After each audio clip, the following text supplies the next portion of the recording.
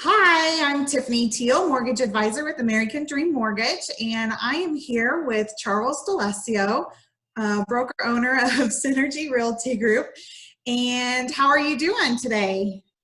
You know what? It's Friday. It's a really beautiful day. I mean, it's a little chilly, but it's still wonderful to live in Colorado Springs. Yeah, it's awesome. So, what have you seen or experienced in the market during COVID-19? What's COVID-19? No, I'm kidding.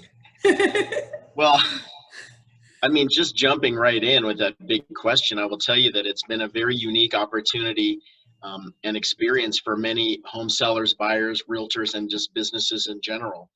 I Mhm. think overall, everyone's trying to really navigate, the federal and state rules and even some local municipal rules. Mhm. And overall, I would say realtors have been pretty resilient. Um, we are still selling houses. Our challenge now is even less inventory than we had before the kind of shutdown or lockdown. So, Yeah. as a quick example, a couple of days ago, we pulled some stats and there were only 125 homes under $350,000. Is that crazy or what? That's crazy. That's some low inventory right there. So it makes it very tight. And I think we know the reasons for it. Obviously people aren't putting their houses on the market. Uh, for a period of time, we weren't able to show property as well as the ability to do transactions. So we got a lot of mixed messages Mhm. from our governor, but Yeah. that's a whole nother Zoom meeting topic. Yeah. It's like, what do we do now from day to day? Yes, yes. Um, do you have any unique story that you'd like to share? Some experience that happened during this time? Well, I will tell you, I mean, I don't really have like a crazy story. I will tell you that I'm really honored that a lot of brokers reached out to me via email, phone calls, or text messages. These are broker owners or broker managers just asking me and asking how we're doing things and how we're operating. I mean, I was really proud of us, even though this is a crazy time, our agents are really able to close transactions. In fact, uh, from today, we have 32 deals in the pipeline, which may not seem like a lot, but for 50 agents during a 2-month lockdown, that's pretty good. And we probably have more because you know how agents are. They turn in their last 10 transactions from the office, at the last minute, but that's all. We'll take them, of course. Yeah, so that's kind of my story is just how well we've pulled together and how well we've kind of talked to each other and supported each other and given each other advice about strategies on how to navigate this crazy market, more specifically with how to handle showings. Yeah, that's good. Um, so what are some market stats? Average days on market? Sure. Well, what I have is the most hard data I have is through March, right, which was during the kind of almost full lockdown. We were 3 weeks in lockdown in the month of March, and the average days on market was about 29 days, which was still pretty good. And that the average sale price was about $390,500, and which is up about almost $20,000 over the Yeah. average, the 12-month rolling average. And then as far as absorption rate or kind of how long does it take to exhaust our inventory, you're going to totally choke on this number, but it's 0.98 months. So from about $500,000 in value and less, it's going to be about 1 month to exhaust all the inventory. So that's crazy. Yeah, that's really low. I have one more stat too. Okay. Last year in 2019, 1,000 people a week moved to Colorado Springs. Where are they going to live? I guess with you Yeah. guys. I guess with you. Yeah, I know. With you. And does the Chamber of Commerce or anyone have the projected numbers for the near future? Or They're expecting it to stay the same, but I do also expect to see some revised numbers. As you know, there was a kind of a military delay Yeah. for military personnel moving in here, so they kind of delayed it about 60 days. I expect that to be extended about another 30 to 45 days Hmm. for that to happen. The chamber is still pretty bullish on what's happening in Colorado Springs and the market. We have a lot of military support. We have a lot of healthcare support, and Hmm. also sports medicine. So we're still, I think, operating as normal as we can. I Yeah. feel like we're going to get through this together, and certainly there'll be a new normal, which I know we say every time something crazy happens. But I think Colorado Springs is still a very desirable place to pour money into from a federal standpoint, and also a great place to raise family. So if I were a seller, should I withdraw my home from the market, or what's your advice? It's a great question. Oh, And like I think right the now. short answer is it depends. It depends on your situation. It depends on an underlying health issues you have, your level of fear or your threshold of fear based on what's been going on. As you know, Mhm. Facebook is a petri dish for great medical advice, and everybody's suddenly a doctor, Yeah. and they're telling everybody what to do. I think you just have to operate the best way that you can. I think the real challenge is for sellers that really have to get their home sold and move on to their next chapter of life, whether it's moving out of state or doing a 1031 exchange or whatever the situation is. So I guess it just depends. But if you are pretty healthy and you feel comfortable, or you have a vacant home that you're selling, I think certainly you should keep it on the market. But once again, this is kind of a case by case basis for you to Okay. speak with your agent about, and feel comfortable about it, and come up with a good strategy to make you feel safe. In real Okay. estate, timing is everything. So from this standpoint, it seems like an eternity that we've been able to do real estate from a more regular basis, Hmm. but it really hasn't been. It's a couple months, and although that's a long time for us, we're going to get back in the saddle. I do expect listings to come up, and people will be selling their houses again. Okay, so on the flip side of that, would you say that it's wise to buy a home right now? If not, why? Absolutely not. No, I'm Okay. kidding. No, absolutely you should Okay. be buying home if that's what makes sense for you. But before I kind of delve deeper into that question, what are you seeing as far as activity for people applying for loans? Well, on my side of things, along with COVID and everyone tightening up lender criteria, some individuals may no longer qualify for a purchase. Sadly, yes. Also, their employment, if they're going back to work yet or not, that sort of thing. But taking it one client at a time.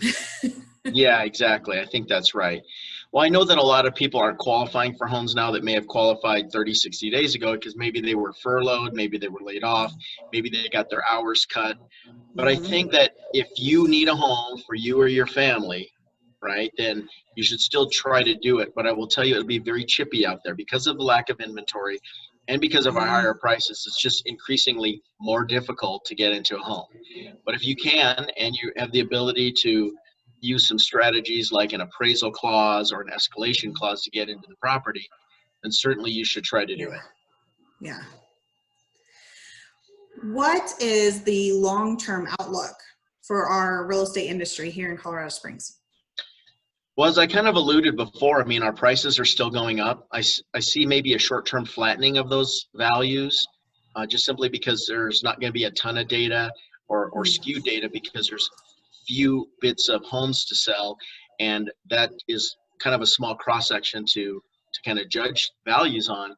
Yeah. But I still feel like for the long-term outlook, Colorado Springs is still a great place to be. The federal government's actually pouring more money into Colorado than they are in Washington, D.C., Yeah. from military and federal grant standpoint, so on and so forth.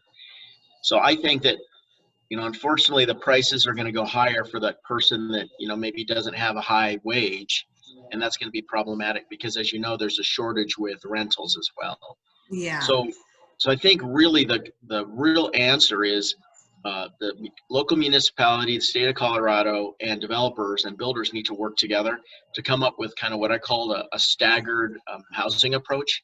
Kind of have Mhm. some lower priced but high quality product to give to people that's maybe no more than $265,000, and then step up that same type of product in maybe a different neighborhood or a bigger footprint to maybe 350 to 400,000, and then of course that semi-custom above that. To Yeah. me, ideally, that's what is the best, is being able to do that, and then maybe considering some high density housing too, where you have some really nice townhomes or really nice condos where people can have a great amount of living but have a smaller footprint. Yeah. Yeah, creating more inventory there for that lower price Yeah, point. we've been kind of behind the eight ball for many years here. I've lived here since 1978, and I became more wise about what's going on in our city in about 1986 when I was just graduating high school. That, our leaders are really great and they're trying to do a great job, but they come up with these great plans and then they put it in a a 3-inch binder, and then it goes on the shelf and nothing really happens.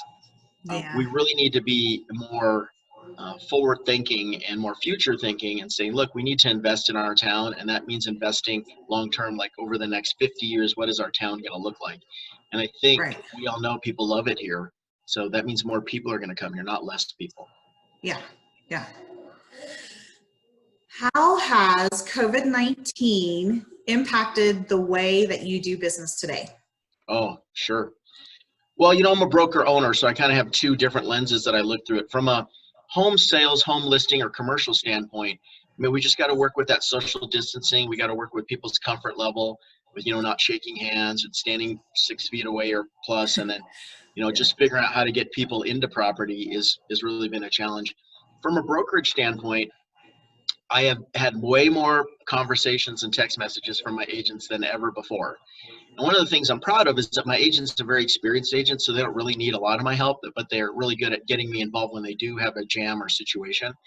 But it's been really, a good and a bad thing. They're calling me, they're asking me questions, and I'm doing my best to give them the best right answer so that they can navigate getting their clients under contract. Um, and then, of course, it's the financial aspect. One of the things that I'm also proud about is that, I have several businesses that I run out of here, and we did not, stop anybody's pay. We didn't furlough anybody. We paid everybody 100% pay, and in the hopes that we would get some monies back from the government. Initially I wasn't going to apply, but my staff said, look, you pay a lot of taxes, Charles, you should get some of that money back. And I'm like, yeah, you're right. So we filled out the paperwork and we started getting some trickle in of money. Obviously it's never going to be enough because, we have a lot of expenses in our business, but, we're grateful for what we're getting. So I hope that kind of answers your question from a real broad sense, but we're going to operate as normal. We had a Zoom sales meeting the other day. We had 32 out of our 50 agents on the call, and they're just really positive, and they feel like we are leaning on each other really well. I mean, the one thing that's going to stop it is not our experience or enthusiasm. It's going to be the lack of inventory. Yeah. Yeah. How has real estate industry changed as far as the way business is done, like overall? Do you think it's going to be more virtual aspect going forward, or? I think it's a great question. People love technology, and using technology for the sake of technology is not necessarily a great idea. I think there's going to be a certain period of time where we're going to do a lot more Zoom meetings like this. There's going to be a lot more interactions. I will tell you, our European contingent that come over here, this is going to be a great way to interact, but they're 8-9 hours ahead, right? And I think that there will be some people that will want this. But generally speaking, with sales, and a lot of people see real estate as sales, is they like that buffer of the consumer doing their own research and maybe communicating via text message, which is also a form of technology. But they may not want this, right? They like to sit in their bunny slippers in their feetsy pajamas, whatever, and be on their iPad looking for property. And they don't necessarily want to have a conversation like this. But that still could happen, and I could see a way for us to maybe limit air travel for some more higher level type of training and coaching, where we do more of this type of technology as far as communicating. But I still feel like consumers want to meet. Obviously, it's like putting on a sweater at the mall. You want to go and see the house. You want to make sure it's the right house. And also, I think there's a comfort level when the consumer meets you, especially on the listing side, to know that you're a real person and that you're going to do a great job. And and they're kind of judging you, right? They're judging, you know, how you talk, what your clothes are, what kind of car you pull up in. It doesn't matter. They're judging you. Yeah. So you better have the right jokes and all that stuff, and the right information. So I think that there will be some integration of this technology, but I do feel like it's going to wane. I think there's still people are going to want to eventually shake hands or meet belly button to belly button and chat. And I think it's just a way different business than what, you know, lenders deal with or even title people deal with. It's just, they really want to make that, you know like, and trust you scenario. They want to make sure that they go through that process, whether they consciously know it or not. Yeah. Yeah. Well, that is all great information. And even, Well, I have some questions for you. oh no. Okay. Is that okay? Well, what are you kind of seeing in the market as far as the type of loans that people are getting? Are you feeling like the lending scenario is going to kind of open back up again and be a little bit more available to consumers? Yeah. So in March, you know, they tightened all that stuff up. A lot of the big issue was, you know, COVID and how long this was going to last. And employment, they tightened up, you know, verification of employments, and so tons of changes from appraisals to just debt to income ratio and how much you need in reserve or credit or a lot of things. And some products are not available. Yeah, I was wondering about that. Like non-QM, so qualified mortgages. Some jumbos went away, but they're starting to come back, some different programs. Right at the moment, some lenders did away with all bond programs. Really? CHAC and that sort of thing. We are looking at bringing that back. So it's like we went one way and now we're starting to come back. But criteria might be tightened, like a higher credit score for that. Lower debt to income ratio. And that is due to, after a bond program or CHAFA of the like, the lender is responsible for about 45 to 60 days after they close. So yes. A borrower lost their job or something happened between that time frame, and the lender's on the hook for it. Yeah. Yeah, that makes a lot of sense. Yeah, I think the reason why the lenders and a lot of industry leaders that affect real estate had this kind of gross overreaction, as I call it, is because there was a lot of unknown. I think also there's a lack of trust between the government and the citizens. And so business had to make a decision about, okay, how do we, you know, stay alive and be viable and not completely close down. So I really feel like, and I'm very positive about this, that the market's going to open back up, and that as we start getting to a certain sense of normalcy and people start getting their jobs back, that they're going to, you know, start having, you know, not a renaissance, but a revival of sales that will happen. So normally, you know, our selling season goes from about March 15th to about July 20th. And that July 20th date is kind of like a ambiguous date, because it's kind of when school, you know, you have to choose what school district you're going to be in. And then there's a little overflow sales in August and September. But I feel like our selling season's going to, because it's starting late or got interrupted, it might go through September, maybe even early October. So you realtors, you better take your vacations now, because you're going to be busy. Although I don't know where you're going to vacation. Yeah. Yeah, can't really travel too far. That's exactly right. Well, I just want to thank you for giving me the opportunity to share my thoughts on what's going on. And I so appreciate working with you and how hard you work. You're always very available. I know I sent you an email like 8:45 last night. I know you read it. I appreciate that. Yeah. And so having a great partner like you is really something that makes my job a little bit easier, especially in this very difficult and crazy time. But like I said, I'm really positive about it, and thanks for helping, you know, our clients out. It's really wonderful. Oh yeah, my pleasure. Always here to help. Yeah. Realtors and clients. Yes, exactly. Yeah, realtors are people too, by the way. Yeah, helping you guys sell more houses. That's what. That's right. That's right. All right. Well, thank you, Charles, for your time. I appreciate the time this morning and the insight that you have offered all of us. And folks, if you have any real estate needs or commercial property management too, right? That's right. There you go. I'll put his contact info down below and definitely give Charles a call. All right. Thank you. Thanks, Tiffany.